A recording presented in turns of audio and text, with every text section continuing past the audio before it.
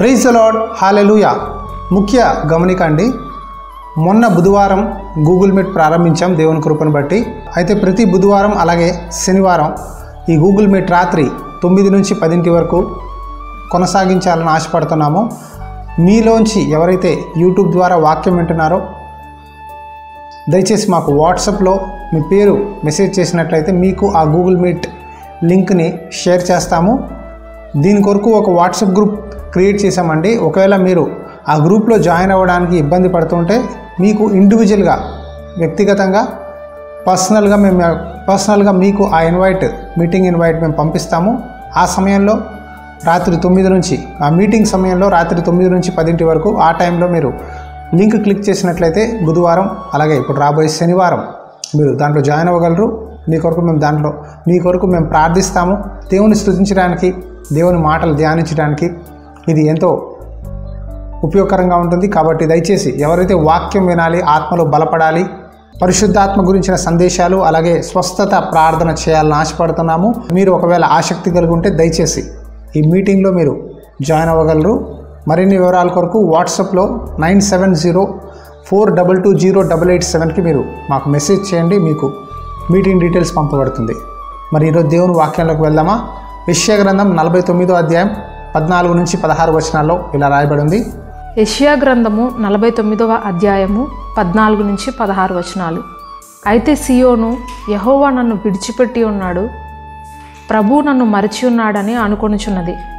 స్త్రీ తన గర్భమున పుట్టిన బిడ్డను కరుణింపకుండా తన చంటి పిల్లను మరచునా? వారైనా మరచుదురు గాని నేను నిన్ను మరువను. చూడుము, నా అరచేతుల మీదనే నిన్ను చెక్కి ఉన్నాను, నీ ప్రాకారములు నిత్యము నా ఎదుటనున్నవి. చాలామందికి ఇలాంటి తలంపులు వస్తాయి.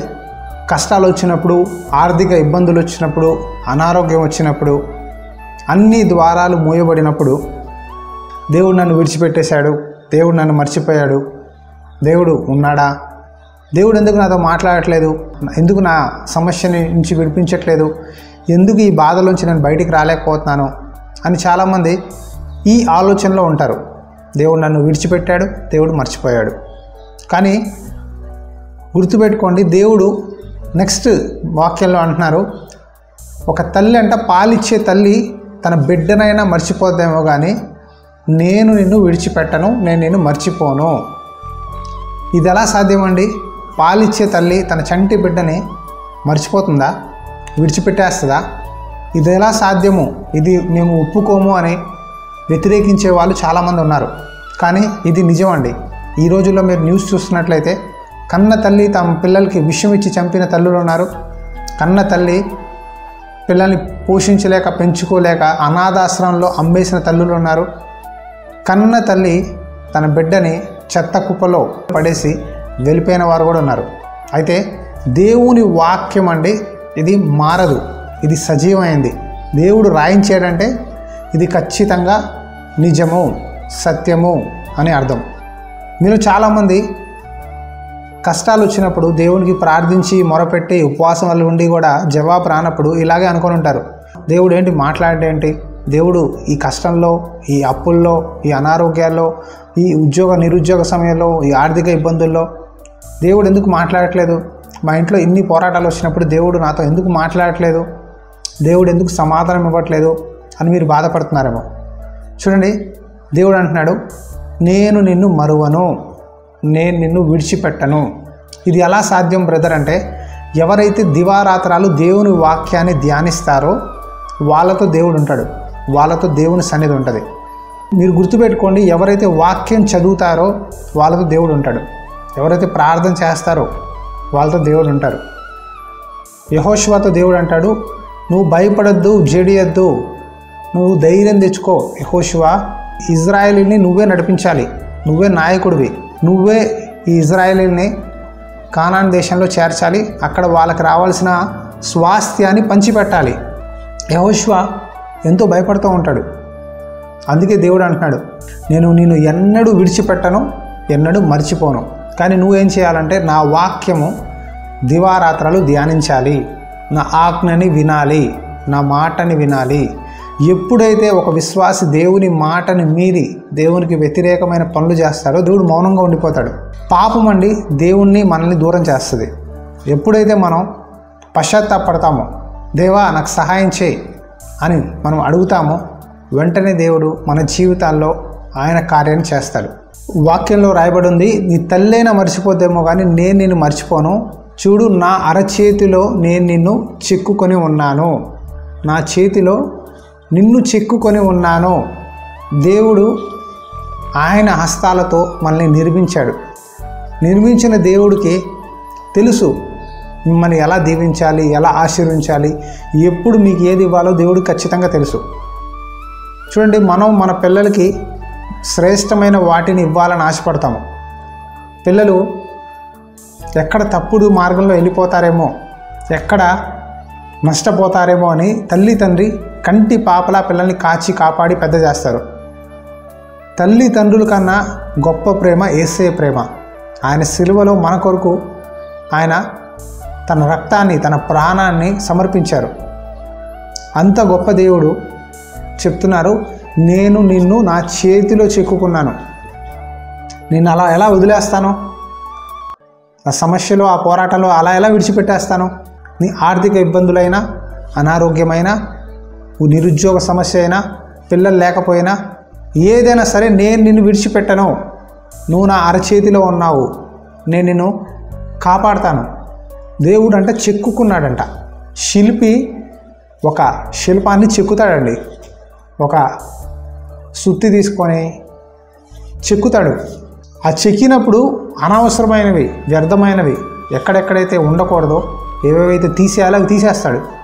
అవి తీసినప్పుడు మనం అనుకుంటాము ఆ బొమ్మ ఇరిగిపోద్దేమో, ఆ చెక్క ఇరిగిపోద్దేమో అనుకుంటాము. కానీ అది చెక్కినప్పుడు, పాలిష్ అయినప్పుడు, ఒక మంచి ఆకారం దానికి వచ్చినప్పుడు దానికి ఎంతో విలువ ఉంటుంది. అలాగే దేవుడు కూడా మన జీవితాల్లో కొన్ని పనులు, చేయకూడని పనులు మనం చేసినప్పుడు మన దేవుడు చెక్కుతాడు. చెక్కినప్పుడు నొప్పి వస్తుంది, బాధ వస్తుంది. దేవుడు మౌనంగా ఉంటాడు, కొన్నిసార్లు మాట్లాడు. ఆ టైంలో ఎందుకు ఇలా జరుగుతుంది దేవా, ఏంటి ప్రభువా అని అనడం కన్నా దేవుని వాక్యాన్ని ధ్యానించండి. ఎవరైతే దేవుని వాక్యాన్ని ధ్యానిస్తారో, దేవునికి భయభక్తులు కలిగి నడుచుకుంటారో, వాళ్ళ జీవితంలో దేవుడు గొప్ప కార్యాలు చేస్తాడు. హల్లెలూయా. నిజంగా మీ తల్లి తండ్రులు మిమ్మల్ని విడిచిపెట్టేసిన, మీ తల్లి తండ్రులు మిమ్మల్ని పట్టించుకోకపోయినా దేవుడు మిమ్మల్ని విడిచిపెట్టడు. యేసు ప్రభువుని నమ్ముకున్న వాళ్ళు చాలామందికి సమస్య అండి. మా ఇంట్లో నేను ఒక్కనే రక్షించుకున్నాను, మా ఇంట్లో నేను ఒక్కనే రక్షించబడ్డాను బ్రదర్, మా ఇంట్లో నేను ఒక్కదాన్నే రక్షించబడ్డాను సిస్టర్ అని చెప్పే వాళ్ళు చాలామంది ఉన్నారు. అన్ని రీతులుగా మిమ్మల్ని దూరం పెట్టిన మీ ఇంటి వారి కొరకు మీరు చాలా బాధపడతారు, చాలా వేదన చెందుతారు. అయ్యో, నేను ప్రభువుని నమ్ముకున్నందుకు నా తల్లిదండ్రులు నన్ను విడిచిపెట్టేశారే, నా బంధుమిత్రులు విడిచిపెట్టేశారే, నా అన్న, నా వదిన నన్ను ఇంట్లోంచి పంపించేశారే, దేవుణ్ణి నమ్మినందుకు ఇంతలాగా నన్ను అన్యాయం చేస్తారా? నేనే పాపం చేశాను, నేనే తప్పు చేశాను, నేను ఎవరిని మోసం చేశానని, నేను దేవుణ్ణి ఆరాధించడం తప్ప, ప్రభువుని నమ్ముకోవడం తప్ప అని చాలామంది ఈరోజు వేదన చెందుతున్నారండి. అయితే మీకు ఒక శుభవార్త. దేవుడు అంటున్నాడు, తల్లి మర్చిపోయినా, తండ్రి మర్చిపోయినా, నీ ఇంటి వారు నిన్ను విడిచిపెట్టినా నేను నిన్ను విడువను, ఎడబాయను. చూడుము, నా అరచేతిలో నిన్ను చెక్కుకున్నాను. ఎవరైతే నిన్ను విడిచిపెట్టేశారో వాళ్ళే నీ దగ్గరకు వస్తారు. హల్లెలూయా. నిజమండి, ఎవరైతే మిమ్మల్ని ఇప్పుడు విడిచిపెట్టేశారో, మీరు పనికిరారు, మీరు యేసు ప్రభువుని నమ్ముకున్నారు, మిమ్మల్ని హీనంగా చూస్తున్నారేమో, మిమ్మల్ని తృణీకరిస్తున్నారో, మిమ్మల్ని పట్టించుకోవట్లేదేమో, వాళ్ళే దేవుడు మిమ్మల్ని దీవిస్తాడు. చూసారా, మిమ్మల్ని హెచ్చించినప్పుడు ఆర్థికంగా, కుటుంబపరంగా, లోకంలో ఒక మంచి స్థాయి, ఫైనాన్షియల్గా మంచి పేరు, ప్రఖ్యాత మీకు ఇచ్చినప్పుడు వాళ్ళే మీ దగ్గర పరిగెత్తుకొని వస్తారు. వచ్చి మా కోసం ప్రార్థన చేయండి, మా కోసం కూడా ప్రార్థన చేయి, యేసు ప్రభు గురించి మాకు చెప్పు, మమ్మల్ని కూడా చర్చికి తీసుకెళ్ళు అనే రోజులు వస్తాయండి. ఖచ్చితంగా వస్తాయి. నమ్మండి, ఈ మాటలు నేను మీకు చెప్తున్నాను కదా, నమ్మండి, ఇది దేవుని మాటలు. దేవుడు ఎప్పుడు ఆయన పిల్లల్ని సిగ్గునొందనివ్వడు. హల్లెలూయా. దేవుడు ఎప్పుడు ఆయన పిల్లల్ని సిగ్గు నొందనివ్వడు. రాసిపెట్టుకోండి. బహుశా ఇప్పుడు అవమానం మీకు కలుగుతుందేమో ఆయన నామం బట్టి, కానీ రాబోయే రోజుల్లో రెట్టింపు ఘనత, రెట్టింపు ఆశీర్వాదము, రెట్టింపు మహిమ మీ ద్వారా దేవుడు కలిగిస్తాడు. అది నిశ్చయము. అది దేవుని వాక్యంలో రాయబడి ఉంది. కాబట్టి నిరాశ చెందొద్దు, డిప్రెషన్లోకి వెళ్ళొద్దు. పరిస్థితులు వ్యతిరేకంగా ఉన్నా, అందరూ విడిచిపెట్టినా ఒక్కటి గుర్తుపెట్టుకోండి, దేవుడు నాతో ఉన్నాడు. భూమి ఆకాశాలు సృష్టించిన దేవుడు నాతో ఉంటే నాకెందుకు భయము? నన్ను ఏ మనిషి ఏం చేయగలడు? నా యేసయ్య నాతో ఉంటే నా కోసం ప్రాణం పెట్టేంతగా ప్రేమించాడు కదా, తన జీవాన్ని తన రక్తాన్ని నా కోసం ఇచ్చాడు కదా, పరలోక రాజ్యమే నా కోసం సిద్ధంగా ఉంది కదా, నేనెందుకు ఈ మనుషుల కోసం, ఈ లోకస్తుల కోసం బాధపడాలి? నేను దేవుని కొరకు నేను జీవిస్తాను, నేను దేవుని కొరకు నిలబడతాను అని ఎవరైతే తమ జీవితాన్ని సమర్పించుకుంటారో దేవుడు వాళ్ళ జీవితాల ద్వారా గొప్ప కార్యాలు చేస్తాడండి. అబ్రహాము, దావీదు, అలాగే మోషే, యెహోషువ, వీళ్ళందరి జీవితాలు చూస్తే వాళ్ళు దేవుని కొరకు నిలబడ్డారు. లోకమంతా వాళ్ళని వెలివేసింది, తృణీకరించింది, అవమానించింది, వాళ్ళని పక్కన పెట్టేశారు. వాళ్ళు ఎప్పుడైతే దేవుని చేతిలోకి వెళ్ళినప్పుడు దేవుడు వాళ్ళని చెక్కి గొప్ప స్థాయిలోకి తీసుకెళ్ళాడు. నేను నమ్ముతున్నాను ఈ వాగ్దానం. దేవుడు నన్ను కూడా ఆయన చేతిలో పెట్టుకున్నాడు, ఆయన నన్ను చెక్కుతున్నాడు, రాబోయే రోజుల్లో నన్ను బహుగా దీవిస్తాడు అని నేను నమ్ముచున్నాను. మీరు నమ్ముతున్నారా? మీకు విశ్వాసం ఉందా? దేవుని వాక్యం ద్వారా మిమ్మల్ని మీరు ఎంకరేజ్ చేసుకోండి, ప్రోత్సహించబడండి. ఎప్పుడు నిరాశ, చేదు, ఇతరుల మీద ఆయాసం పడడం వల్ల మీరు ఆధ్యాత్మికంగా ముందుకు వెళ్ళలేరు. మంచి ఒక పాజిటివ్ నేచర్, ఒక ఎంకరేజ్మెంట్ దేవుని వాక్యం మనకిస్తుంది. కాబట్టి ఇలాంటి మాటలు మీరు విన్నప్పుడు దేవుడు ఖచ్చితంగా మిమ్మల్ని బలపరిచి దీవిస్తారు. కళ్ళు మూసుకోండి, మీ కొరకు ఒక చిన్న ప్రార్థన చేస్తాను. ఖచ్చితంగా ఎవరైతే ఈ ప్రార్థనలో ఏకీభవిస్తున్నారో వాళ్ళని దేవుడు తన ఎంకరేజింగ్ స్పిరిట్తో ప్రోత్సహించి బలపరచబోతున్నాడు. కళ్ళు మూసుకోండి, ప్రార్థన చేద్దాం. మహాపరిశుద్ధుడా యేసయ్య, మీకు వందనాలు. ఎవరైతే ఈ ప్రార్థనలో ఏకీభవిస్తున్నారో వాళ్ళ కొరకు నేను ప్రార్థిస్తున్నాను తండ్రి. చూడుము, నా అరచేతిలో నేను చెక్కుకునే ఉన్నాను, నీ ప్రాకారములు నా ముందున్నాయి. నీ చేతిలో మేముంటే మాకు భయం లేదయ్యా. నువ్వు మాతో ఉంటే, నువ్వు మా జీవితంలో ఉంటే, మా హృదయంలో ఉంటే, ఎన్ని సమస్యలు వచ్చినా, ఎన్ని పోరాటాలు వచ్చినా నా యేసయ్య నాకు ఒక మంచి మార్గాన్ని చూపిస్తాడు. నా యేసయ్య నన్ను విడిచిపెట్టడు, నన్ను ఎడబాయడు. నా తండ్రి నాకు తోడుగా ఉండగా నేను బాధపడను, నేను దిగులు నొందను. నా జీవితాన్ని దేవుడు మారుస్తాడు. రాబోయే రోజుల్లో ఏ విషయాల్లో అయితే నేను అవమానం పొందుతున్నానో, బాధపడుతున్నానో, దేవుడు నన్ను బహుగా దీవించి హెచ్చించి అనేకుల ముందు నన్ను సాక్షిగా చేయబోతున్నాడు. హల్లెలూయా. ప్రభువా, ఎంతమంది అయితే ఈ సమయంలో ముఖ్యంగా తండ్రి నిరుద్యోగంతో బాధపడుతున్నారో యేసుక్రీస్తు నామములో ప్రార్థిస్తున్నాను, ఉద్యోగాన్ని దయచేయండి ప్రభువా. ఎవరైతే పిల్లలు లేకుండా సంతానం లేదని బాధపడుతున్నారో ప్రభువా, నువ్వు నాకు చూపిస్తున్నావు, వాళ్ళ కొరకు ప్రార్థిస్తున్నాను. వాళ్ళ గర్భాన్ని తెరిచి ముట్టి వాళ్ళకి గర్భఫలాన్ని దయచేయి. వాళ్ళ మీద ఉన్న నింద, ఆ వేదన, ఆ దోషం తీసివేసి ఆశీర్వదించి రాబోయే రోజుల్లో వాళ్ళ తలని ఎత్తు చేయి ప్రభువా.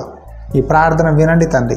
ఆర్థికంగా ఎవరైతే బాధపడుతున్నారో, అప్పుల సమస్యలో ఉన్నారో, నజరేయుడైన యేసుక్రీస్తు నామములో ప్రార్థిస్తున్నాము, అప్పుల నుంచి విడిపించండి తండ్రి. మీరే దీవించి గొప్ప కార్యాలు చేయమని యేసయ్య నామములో అడిగి వేడుకుంటున్నాం పరమ తండ్రి. ఆమెన్. Praise the lord. ఎవరైతే విశ్వాసంతో ఈ ప్రార్థనలో ఏకీభవించారో ఖచ్చితంగా దేవుడు మీ జీవితంలో ఒక అద్భుత కార్యం చేస్తారు. హల్లెలూయా. ఈ మెసేజ్ని దయచేసి షేర్ చేయండి. అలాగే లార్డ్స్ హౌస్ చర్చ్ పంజాబ్ అనే యూట్యూబ్ ఛానల్ని సబ్స్క్రైబ్ చేసుకోండి. అలాగే మీ ప్రేయర్ రిక్వెస్ట్ మాకు వాట్సాప్లో మెసేజ్ చేయండి, మీ కొరకు ప్రార్థన చేస్తాం. God bless you. దేవుని ఆత్మ సదాకాలం తోడై ఉండి నడిపించునుగాక. ఆమెన్.